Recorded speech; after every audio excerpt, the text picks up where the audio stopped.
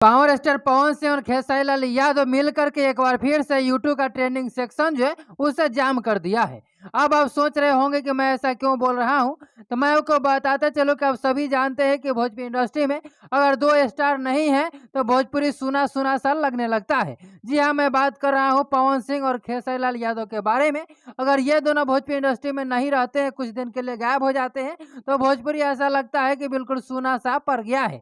अब चलिए हम बात कर लेते हैं और मैं ऐसा क्यों बोल रहा हूँ, जब आगे वीडियो आप देखेंगे अंत तक तो आपको समझ में आ जाएगा। मैं आपको बताता चलो कि भोजपुरी इंडस्ट्री में कुछ दिनों से Khesari Lal Yadav global music junction से जो विवाद था उसमें लगे हुए थे और उनका गाना एक भी नहीं आ रहा था।